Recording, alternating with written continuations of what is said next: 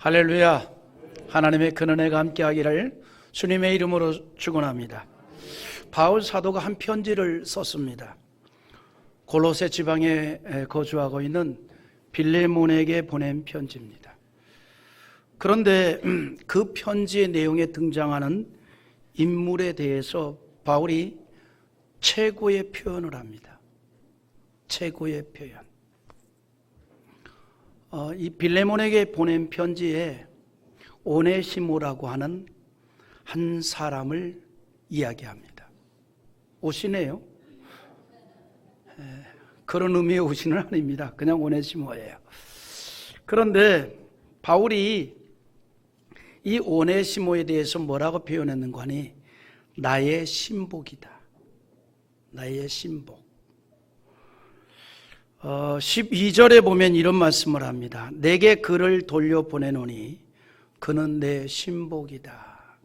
이렇게 말하고 있습니다.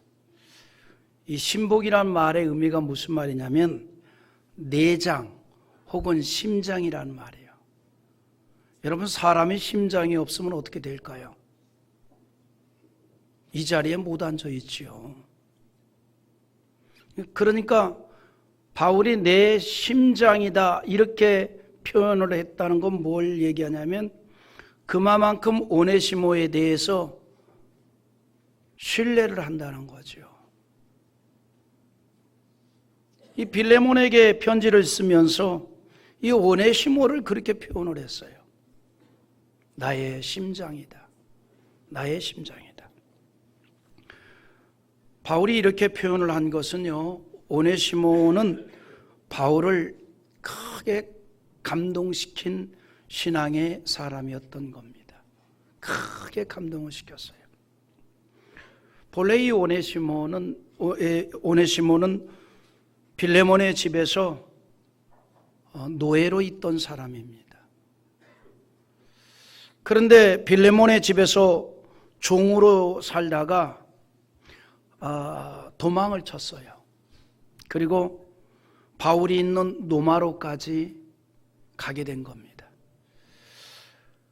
그런데 어떤 특별한 일로 로마에서 사도 바울을 만나게 되었고 또 예수를 믿게 되었고 바울의 사역에 큰 힘이 되었던 것입니다.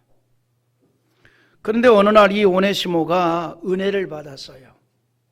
그래서 노예로 있다가 도망을 한 것에 대해서 잘못을 회개하고 내가 다시 주인에게로 돌아가겠습니다.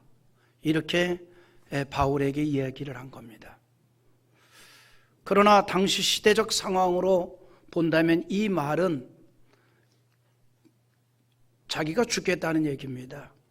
당시에는 도망한 노예가 잡히면 죽음을 당합니다. 그러니까 이 오네시모가 내가 본래의 노예였기 때문에 예수를 영접했고 구원을 받았으니 너무 감격스럽다. 이제 난 죽어도 상관없다. 나는 천국에 갈 사람이기 때문에 그래 난 그냥 빌레몬에게 돌아가겠다는 거예요. 잘못하면 빌레몬에게 가면 당시 상황적으로 볼 때 오네시모는 영락없이 죽음을 당합니다. 이 사실을 너무나 잘 알고 있던 바울은 오네시모를 주인 빌레몬에게 돌려보내면서 염려하는 마음으로 개인 서신을 써서 함께 보냈던 거예요. 다시 말해서 빌레몬에게 지금 보내는 이 오네시모를 좀 선대했으면 좋겠다. 그를 도망친 노예로 여겨서 죽이지 말고 그에게 좀 은혜를 베풀어 주었으면 좋겠다. 이런 편지를 쓴 게예요. 그게 빌레몬서입니다. 바울은 이 빌레몬에게 편지를 하기를 이 오네시모가 이제는 변화된 그리스도의 일꾼이 되었으니 그를 받아주고 너그러이 용서해 달라는 부탁을 하고 있는 거예요. 부탁을. 제가요 이 빌레몬서를 읽을 때 문득 이런 생각이 들어요. 내 돈을 한 1,000억 정도를 떼먹고 도망한 놈이 있어. 근데 한 30년쯤 세월이 지났는데 어디서 소식을 듣기를 그가 회개하고 변화되어서 충성된 예수의 일꾼이 됐다는 거예요. 근데 그가 내게 돌아와서 회개하고 용서를 구한다는 거예요. 물론 돈은 안 갖고 오고. 그러면 나는 어떻게 할까? 여러분이라면 어떻게 하겠어요? 저는 어떻게 할 것 같아요? 나 대답 못해요. 그냥 알아 상상에 맡기겠어요. 이 오네시모가 빌레몬의 노예인데 도망을 했단 말이에요. 예수를 믿었어요. 바울의 사역에 정말 충성하는 일꾼이 돼서 바울이 내 심장이라고 표현할 정도의 충성된 일꾼이 되었어요. 근데 그가 어느 날 성령의 감동을 받고 깨달음이 왔어요. 주인에게로 가라. 주인이 너를 죽일지라도 너는 가라. 그래서 가게 됐단 말이에요. 그러나 바울은 너무나 이제 또 안타까운 마음에 오네시모를 만나면 좀 너그럽게 용서해 줬으면 좋겠다. 그래서 오네시모를 위한 애정어린 부탁을 편지를 통해서 한 거죠. 사랑으로 간곡하게 부탁을 했다는 거죠. 사실 그런데요, 지금 이 편지를 쓰고 있는 바울의 형편이 남을 생각할 처지가 아닙니다. 남이 코 닦아줄 형편이 아니에요. 바울이 지금 나이도 들었고 자유로운 상태가 아닙니다. 복음을 증거하다가 잡혀서 재판을 받고 있는 상황이에요. 바울도 지금 감옥에 있는 상황입니다. 그런데 감옥 안에서 죽을 날을 기다리고 있는 바울이 감옥 밖에 있는 오네시모를 염려하여서 빌레몬에게 부탁을 한 겁니다. 바울이 이처럼 간곡하게 용서하여 달라고 말하는 오네시모를 바울은 자신의 신복이라고까지 말하면서 그를 위해서 부탁을 하는 이유가 있습니다. 오네시모는 노예로서 인생을 마쳐야 하는 자였습니다. 아무런 희망도 꿈도 없이 주인이 시키는 대로 일하는 것이 일상이었고 그것이 그의 삶이었습니다. 이런 신분의 오네시모가 도망하여 바울을 만나 예수를 믿고 완전히 변화되었다는 겁니다. 완전히 변화되었다.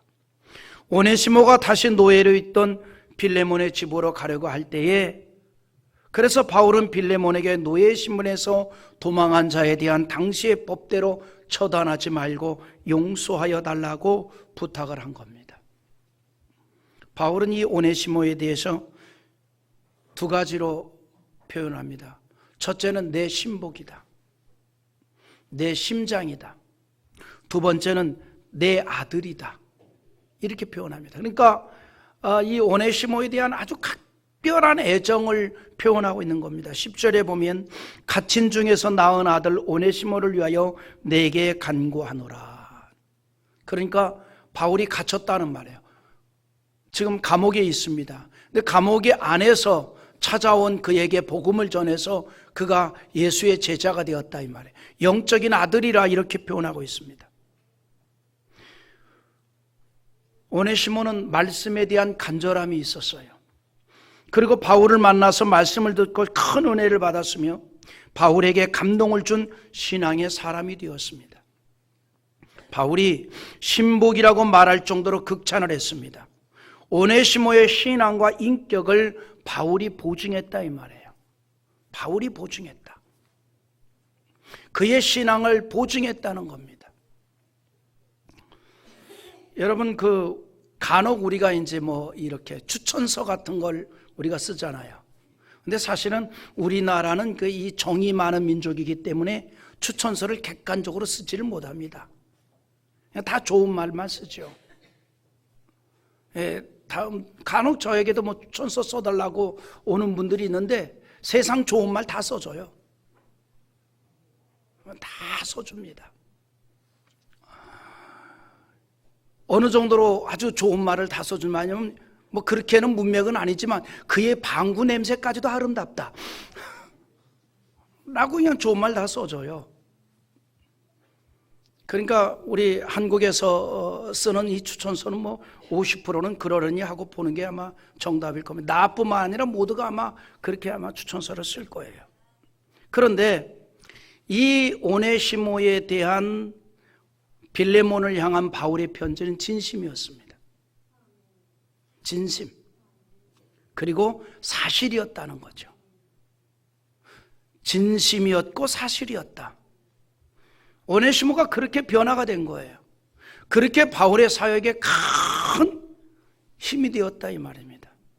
특별한 인물이었습니다. 바울의 사역 중에 이처럼 많은 사람들을 만납니다. 그런데 그 많은 사람들 가운데 이렇게 바울의 사역에 특별한 자들도 있었다는 거죠.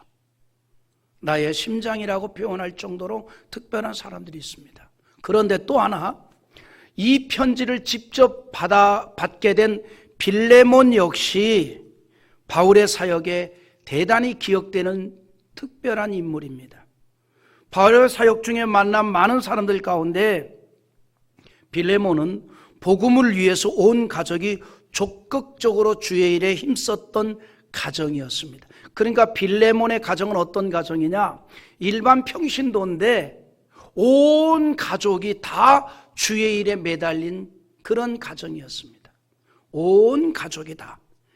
빌레몬은 매우 헌신적인 일꾼입니다. 이제 이야기를 오네시몬에서 빌레몬으로 좀 옮겨보려고 합니다. 이 빌레몬에 대해서 바울이 뭐라고 표현했냐면 그를 나의 동역자라 그랬어요. 그러니까 빌레몬은 이 목회자가 아니라 평신도예요. 그럼에도 불구하고 온 가족이 다 주의 일에 열심을 가지고 있었기에 바울은 빌레몬에 대해서 나의 동역자다 이렇게 표현합니다. 바울은 그의 신앙적인 수고를 인정하였고 바울 자신이 그리스도께서 뜻하신 바를 위하여 부지런히 일한 것과 마찬가지로 그를 동역자로 여겼던 겁니다. 우리가 오늘 본문에서 좀 더 관심 있게 보아야 할 내용이 있는데 1절에 보면 발신자는 바울과 및 형제 디모데라고 하였고 수신자의 이름은 빌레몬이라고 나와 있습니다. 우리 한번 1절 한번 읽어보죠. 그리스도 예수를 위하여 갇힌 자 된 바울과 및 형제 디모데는 우리의 사랑을 받는 자요 동역자인 빌레몬과, 여기 동역자인 빌레몬이라고 수신자를 얘기합니다. 바울의 동역자라 이렇게 말합니다. 그런데 바울은 이 빌레몬에게만 이 서신을 보낸 게 아니었어요. 2절 한번 또 읽어보죠. 자, 자매 아비아와 우리와 함께 병사된 아기뽀와 내 집에 있는 교회에 편지하노니. 자, 여기 보면 빌레몬에게 처음 이야기를 하고 그 다음에 또 여러 명의 이름이 나옵니다. 아비아가 나옵니다. 아기뽀가 또 나옵니다. 그들이 누굴까요?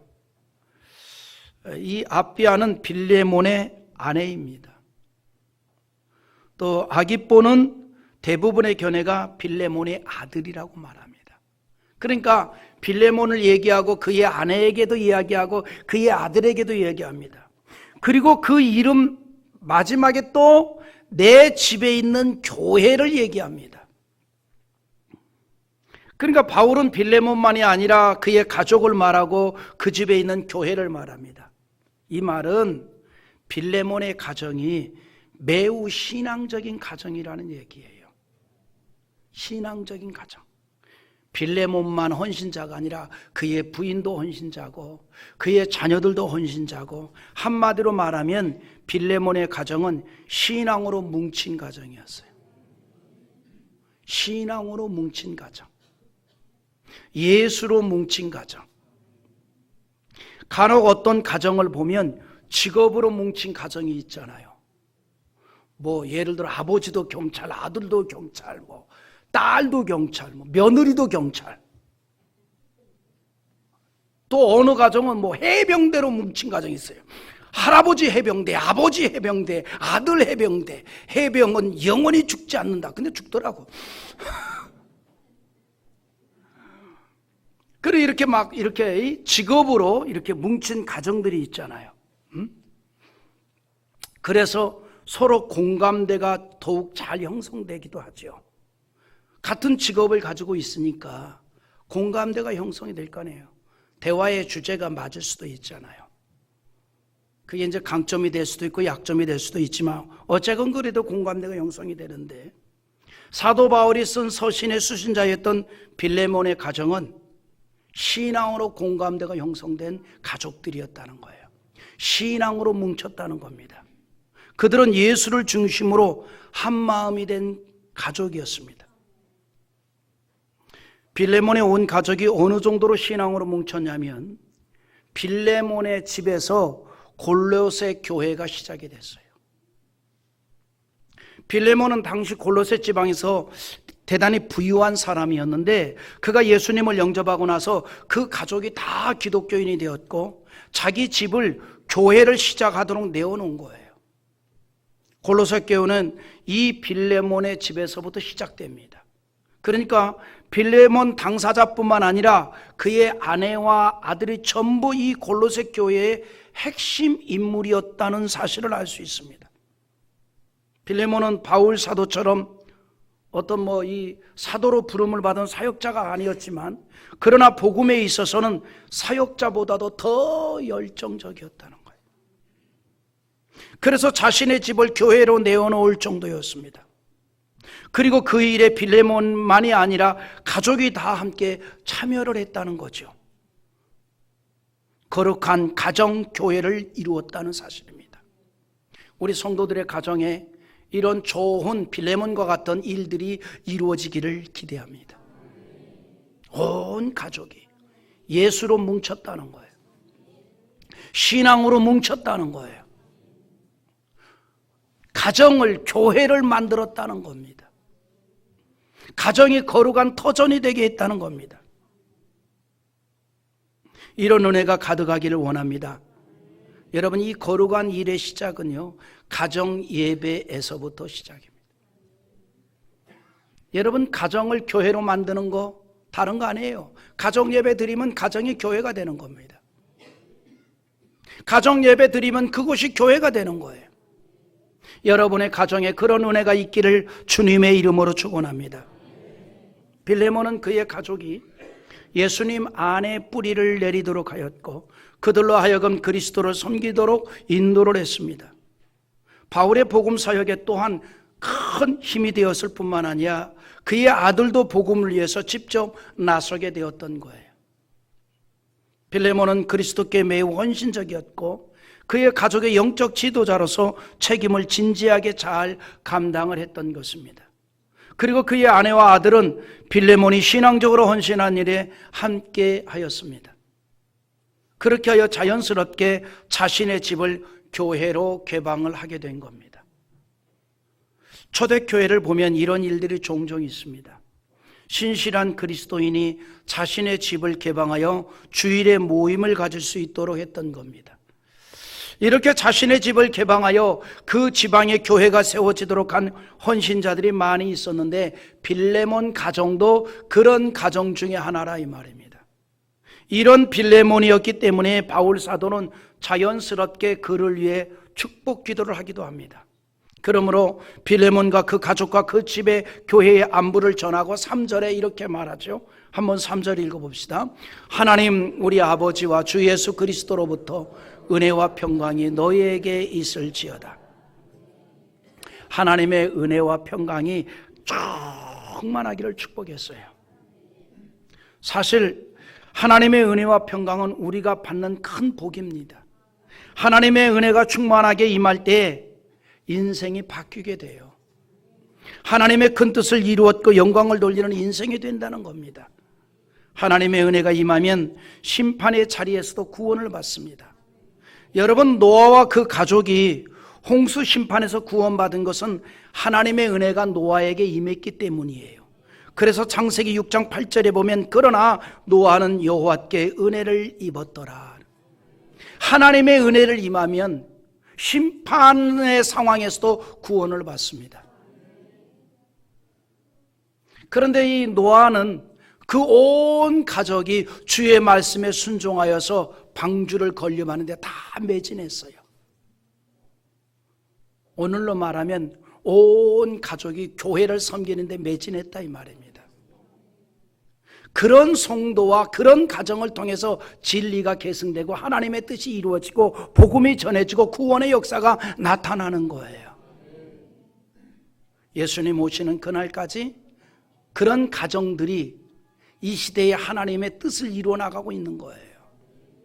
우리 교회도 이렇게 온 가족이 주의 이름으로 신앙생활하고 교회를 섬기는 분이 너무나 많잖아요.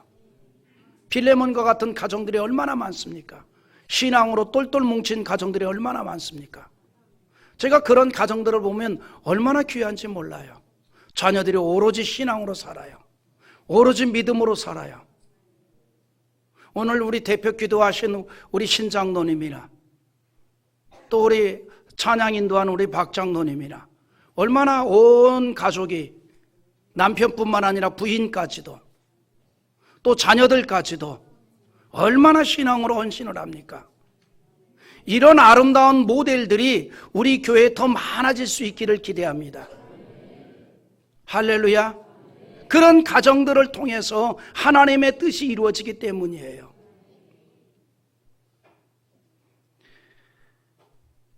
여러분, 하나님의 은혜는요, 바로 이렇게 사모하고 주의 은총을 구하는 그런 자와 그런 가정과 그런 자녀들에게 임한다는 거죠. 그리고 그런 하나님의 은혜가 개인만이 아니라 민족에게도 임할 때에 그 민족이 큰 민족을 이루고 왕성하게 되는 거예요. 야곱의 후손 70명이 가뭄으로 인하여 애굽으로 이사를 하였지만 그곳에서 사는 동안에 하나님의 은혜가 임하니 큰 민족을 이루게 되었습니다. 아무리 바로 왕이 이스라엘 민족이 거대하게 되는 것을 막으려 해도 막을 수가 없이 번성하고 강해졌습니다. 출애굽기 1장 20절에 하나님이 그 산파들에게 은혜를 베푸시니 그 백성은 번성하고 매우 강해지니라. 하나님의 은혜를 개인에게 내리시면 그 개인이 하나님의 큰 은총 가운데 번성하게 되고 민족에게 내리면 그 민족이 번성하게 되는 겁니다. 그러므로 성경의 마지막 구절인 요한계시록 22장 21절에 뭐라고 축복하는 관이 주 예수의 은혜가 모든 자들에게 있을지어다 이렇게 말해요. 하나님의 은혜가 우리 모든 성도들에게 임하기를 기대합니다. 성도들의 가정에 가득하기를 기대합니다. 바울은 빌레몬과 그 가정에 이 같은 하나님의 은혜와 평강이 있기를 축복했어요. 바울이 그렇게 축복을 한 것은 빌레몬을 위해서 하였던 기도에서도 우리가 또 가늠해 봅니다. 바울은 빌레몬을 생각할 때마다 하나님께 감사를 했어요. 하나님 감사합니다. 그의 신앙과 헌신이 너무나 귀중하였기 때문입니다. 여러분 4절 한번 읽어볼까요? 같이 봅니다.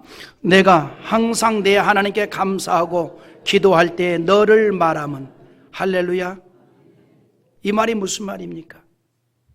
빌레몬을 생각할 때마다 하나님 감사합니다 그랬대요. 저렇게 믿음으로 살고 신앙으로 살고 헌신하는 저런 이 아름다운 이 신앙을 보니 너무너무 감사했다는 거예요.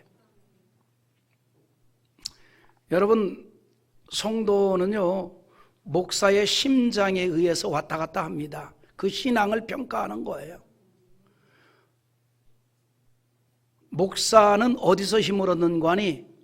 믿음으로 살고 신앙으로 사는 성도들을 볼 때 힘을 얻는 거예요. 빌레몬과 같은 그러한 성도의 가정을 볼 때에 목회적인 용기를 얻는 겁니다. 그래서 바울도 마찬가지예요. 바울도 이런 빌레몬과 같은 이 성도의 헌신과 가정을 볼 때에 마음에 감격해 됐던 거예요. 그래 하나님께 감사를 한 겁니다. 바울이 골로새에서 복음을 전할 때에 이 빌레몬이 큰 힘이 되었어요. 그리고 그 헌신은 바울이 골로새를 떠났지만 여전히 계속되었다는 사실입니다. 우리 교회 안에서도 이렇게 정말 죽기 살기로 헌신하는 분들이 참 많이 있잖아요. 그게 제가 행복한 목회자 아닙니까? 왜 내가 행복한 목회자라는데 기분 나쁘세요? 죽기 살기로 말이죠. 그냥 충성하는 일꾼들이 얼마나 많습니까? 그렇게 죽기 살기로 충성하는 일꾼들이 있기에 제가 목양을 할 수가 있는 것이고 교회가 세워져 가는 것이고 하나님의 뜻이 이루어져 가는 거예요. 바울 서신을 보면요, 종종 그가 복음을 전해 세운 교회와 성도들을 생각할 때마다 진심으로 하나님께 감사를 했어요. 빌립보 교회를 생각할 때도 그러했습니다. 빌립보 1장 3절에 보니 내가 너희를 생각할 때마다 나의 하나님께 감사하며 그랬어요. 생각할 때마다 감사. 여러분 생각해 보십시오. 목사가 성도들을 생각할 때마다 하나님 감사합니다. 이래야지. 목사가 성도를 생각할 때 지긋지긋하다. 이런 목양이 되겠습니까? 그게 은혜가 되겠어요? 그러면 그 목사는 불쌍한 목사예요. 불행한 목사예요. 그런 면에서 저는 안 불쌍한 목사예요. 저는 행복한 목사예요. 할렐루야. 우리 성도들을 생각할 때마다 감사가 저절로 나오기 때문입니다. 빌립보 1장 4절에서도 이렇게 말합니다. 간구할 때마다 너의 무리를 위하여 기쁨으로 항상 간구함은이라고 했습니다.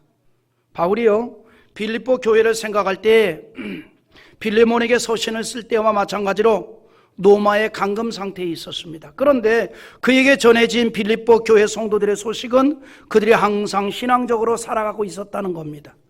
이처럼 신앙으로 살고 주님을 위한 지극한 헌신자들이 있었기 때문에 신앙이 계승되는 것이고 교회가 든든히 세워져 가는 거라 이 말이죠. 빌레몬은 자신의 집을 교회로 내어놓고 온 가족이 다 주를 위한 헌신자들이 되었습니다. 온 가족이 헌신자들이 되었어요. 우리도 주일이면 아침 일찍부터 온 가족들이 그냥 교회로 몰려오잖아요. 헌신자들이 몰려오잖아요. 빌레몬이 그랬다는 거죠. 한결같은 헌신이었습니다. 그거를 생각할 때에 감사하지 않을 수가 없습니다.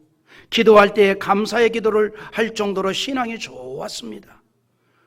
또 바울이 빌립보 교회를 생각하면서도 감사를 기도한 것이나 빌레몬과 그의 가족을 생각하면서 감사를 하였던 것 같이 성도에 대한 목사의 심정도 똑같다는 얘기입니다.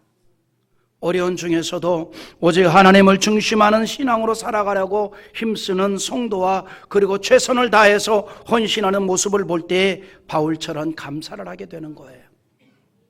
바울이 빌레몬을 위해서 기도를 할 때 감사를 하였는데 그 이유를 5절에서 이렇게 말씀합니다. 우리 한번 5절을 읽어봅시다. 주 예수와 및 모든 성도에 대한 내 사랑과 믿음이 있음을 들음이니라. 할렐루야. 앞에서 언급하였듯이 바울이 빌레몬을 쓴 시기가 옥중에 있을 때입니다. 그때 사람들이 자주 찾아와서 각 지역의 교회에 대한 상황을 전해주기도 했어요. 그런 소식을 듣던 중에 빌레몬에 대한 얘기를 들었던 겁니다. 빌레몬에 대한 얘기를 들었어요.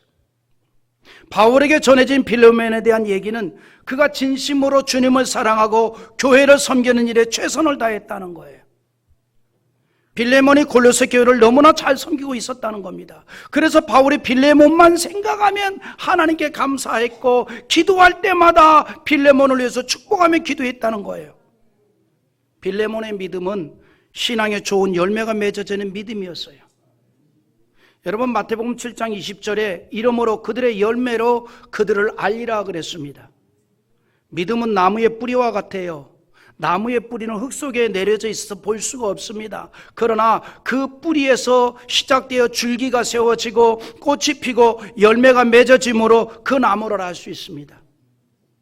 예수님께서 마태복음 7장 17절과 18절에 하신 말씀이 있는데 한번 읽어보겠습니다. 이와 같이 좋은 나무마다 아름다운 열매를 맺고 못된 나무가 나쁜 열매를 맺나니 좋은 나무가 나쁜 열매를 맺을 수 없고 못된 나무가 아름다운 열매를 맺을 수 없느니라. 할렐루야.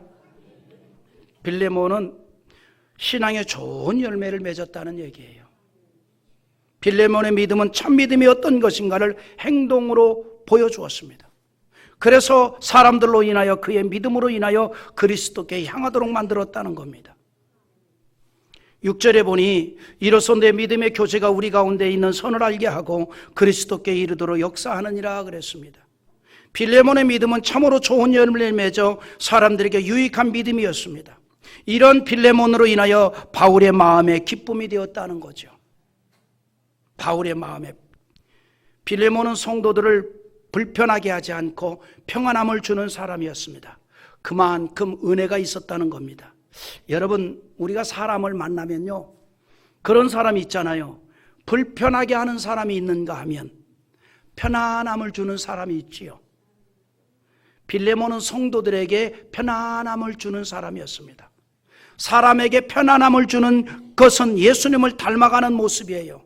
예수님은 어떤 분입니까? 평안을 주신다 그랬어요. 예수님께서 요한복음 14장 27절에 이렇게 말씀합니다. 한번 읽어보시기 바랍니다. 평안을 너희에게 끼치노니 곧 나의 평안을 너희에게 주노라. 내가 너희에게 주는 것은 세상이 주는 것과 같지 아니하니 너희는 마음에 근심하지도 말고 두려워하지도 말라. 예수님은 우리에게 세상에서 얻을 수 없는 그런 차원의 평안을 주십니다. 그러므로 예수님의 영으로 충만하면 어떤 안 좋은 상황에서도 평안을 누릴 수가 있어요. 주님이 주신 평안의 은총이 있기 때문입니다. 그리고 그 예수의 은혜가 충만한 사람 또한 사람들에게 편안을 준다 이 말이에요. 예수의 영으로 충만하면. 제가 참 감사한 건요, 어떤 분은요 당회만 하면 지긋지긋해가지고 회도 안 먹는데요. 제일 싫은 회가 뭐냐 그랬더니 당회래. 그런데 저는 당회가 재밌어요. 장대교회 시무장로님들이나 그 시무장로님 부인들이 이렇게 충성하는 교회는 대한민국에 여기밖에 없어요. 장대교회밖에 없습니다. 죽기 살기로 충성하잖아요. 이렇게 충성하는 시무장로들은 어디 있어요? 이렇게 충성하는 부인들이 어디 있습니까? 그래서 저는 재밌어요. 그래서 당회를 좀 길게 하고 싶은데 장로님들이 빨리 끝내지. 오랫동안 하고 싶은데 빨리빨리 끝내줘요. 내가 그렇게 불편해요?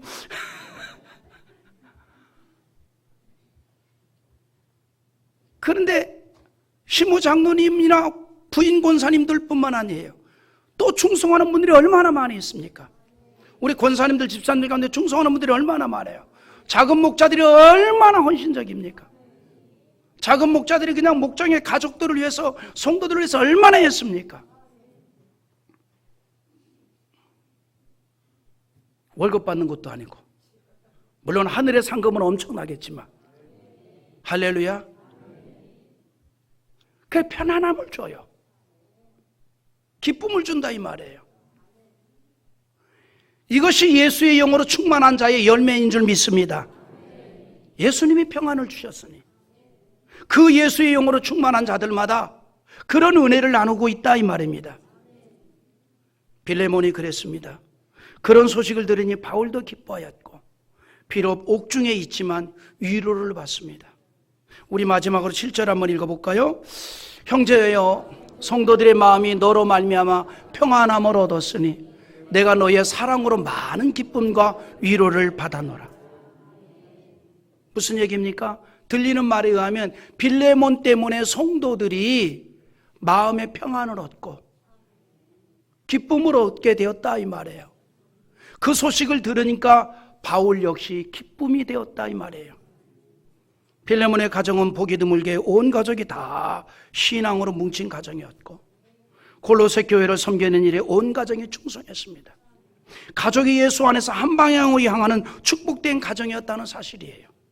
우리 성도들의 가정이 이처럼 신앙으로 뭉친 가정 될 수 있기를 주님의 이름으로 축원합니다.